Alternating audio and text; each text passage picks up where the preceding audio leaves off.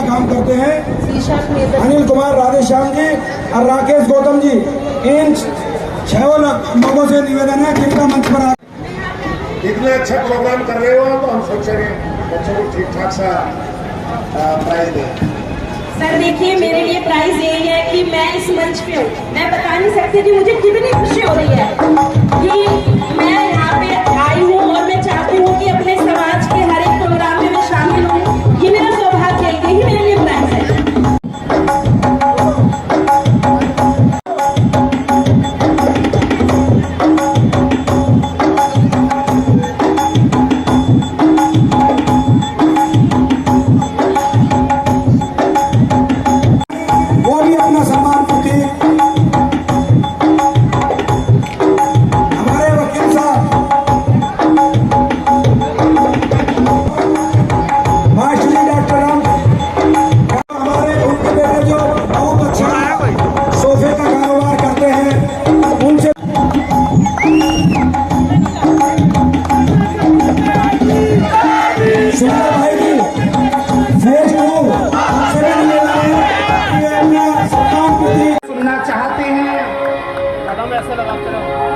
मैं आगे देना चाहता हूं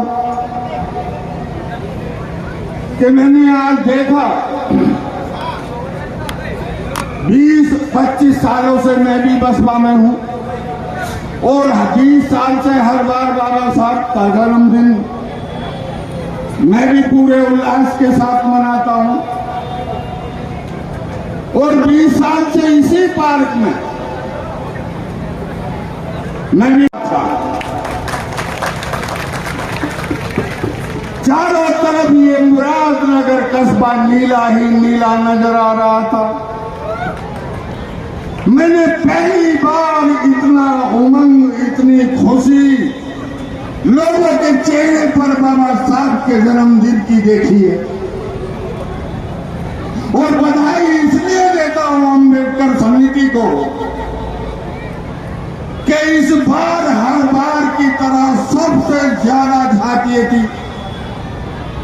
एक छोर अगर बस स्टैंड पर था तो झांकी का दूसरा छोर कस्बे के पल्ली तरफ था।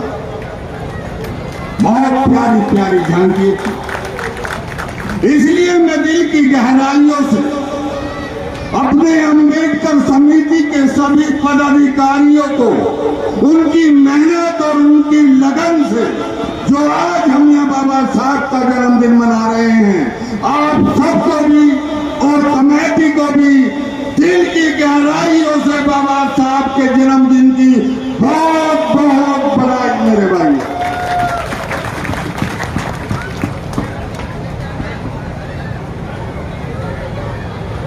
आज बाबा साहब का 135वां जन्मदिन है।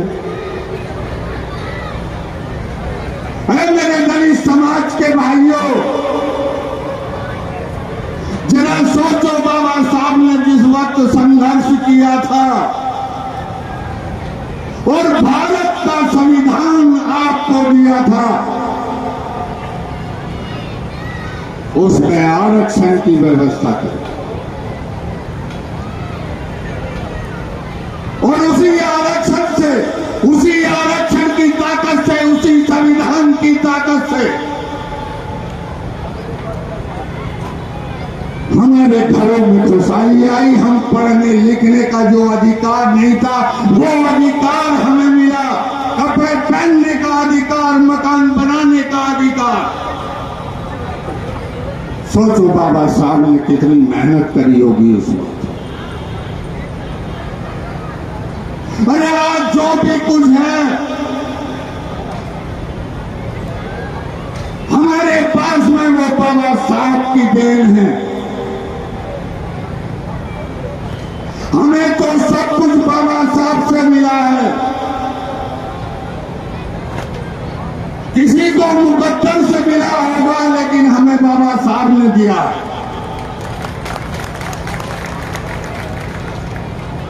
आज अगर ये वहाब चौधरी इस मंच से खड़े होकर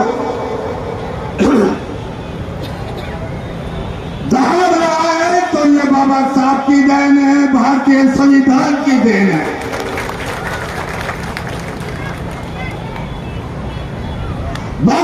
साहब के बाद जो कारवा बाबा साहब ने बनाया था, बाबा साहब के बाद वो कारवा ढीला पड़ गया, कमजोर पड़ गया। किसी को ये भी नहीं पता लगा कि बाबा साहब ने क्या कारवा बनाया था, कौन सी प्रतिज्ञाएं दी थी। सब इतिहास में दफन हो गया था बाबा साहब के बाद। लेकिन कुदरत ने हमें एक ऐसा सितारा मान्यवर काशीराम के रूप में दिया। मान्यवर काशीराम जी ने बाबा साहब के उस मिशन को उठाया, पढ़ा, अपने जीवन में ढाला और अपना घर बार छोड़कर चल दिए सोतीली कौम को जगाने के लिए। गांव गांव साइकिलों पे घूमे, खेत खलियानों में बातें की अपने लोगों से।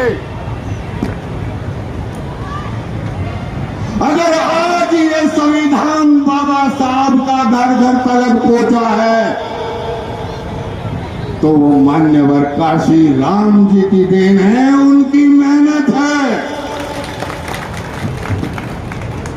मान्यवर काशीराम जी ने हमें बहुत सारे नारे दिए थे, बहुत सारे नारे मान्यवर काशीराम जी ने हमें दिए। जैसे कि जिसकी जितनी हिस्सेदारी उतनी उसकी भागीदारी, वगैरह वगैरह।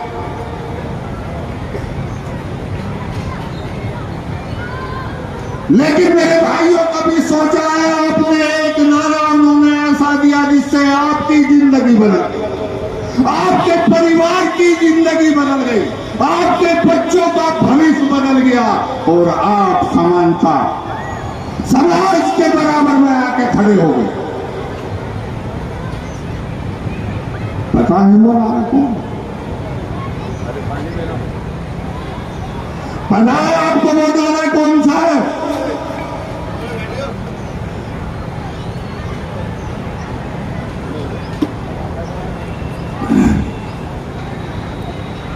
मेरे भाइयों, वो नारा है जय भीम, जय जय जय जय जय भीम, जय जय जय जय जय भीम, जय जय जय जय जय भीम। आज अगर बहुजन समाज पार्टी के मंच पर कोई भी धरना से कोई भी जमींदार या तो कोई भी पैसे वाला कितना ही बड़ा ताकतवर इंसान क्यों ना हो, अगर वो बहुजन समाज के मंच पर आएगा तो जय भीम बोलना पड़ेगा। जय भीम, जय भीम बोलना पड़ेगा मेरे भाइयों। और पता है ये नारे की ताकत आपको किसने दी? नारा तो मान्यवर काशीराम ने दिया, लेकिन इसकी गूंज आसमान तक पहुंचाने की ताकत आप लोगों को बहन कुमारी मायावती की मेहनत और उनके संघर्ष ने दी। बहन कुमारी मायावती की मेहनत और उनके संघर्ष ने दी। अब से 20 साल पहले जब हम लोग सेक्टर और बूथ कमेटी बनाने के लिए जाते थे, 20-22 साल पहली बात बता रहा हूं मैं, और मैं कोई इलाहाबाद में नहीं बोल रहा हूं या मेरठ नहीं बोल रहा हूं, अपने ही मुरादनगर क्षेत्र की जनता के बीच में रहा हूं। 20 साल पहले बगल में दरा होता था, कहीं बिछाया बूथ कमेटी और सेक्टर कमेटी बनानी शुरू कर दी। मेरे भाइयों, 20 साल पहली बात बता रहा हूं। और आज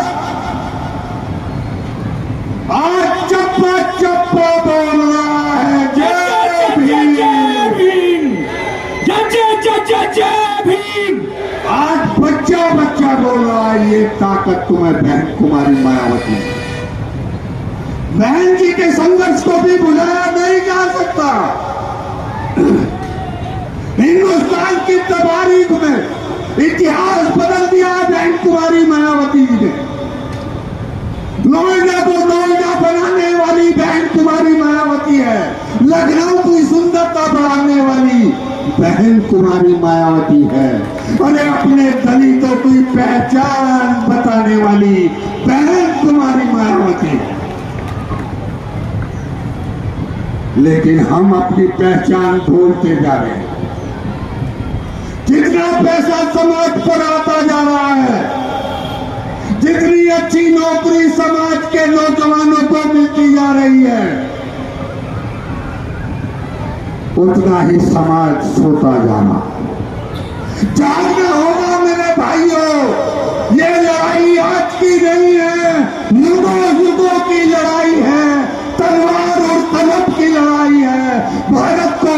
भारत के संविधान को बचाने की लड़ाई है।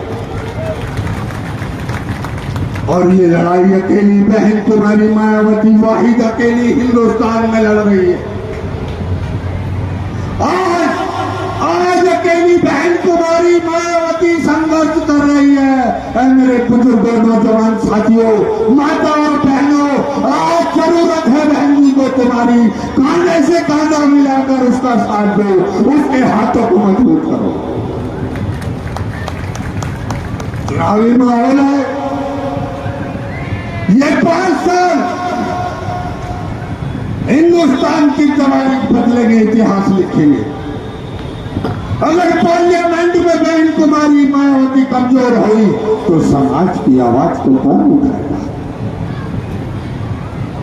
कौन उठाएगा समाज की आवाज को, समाज के अत्याचार को, समाज के जुल्म और गुंजाइशी को कौन आवाज उठाएगा?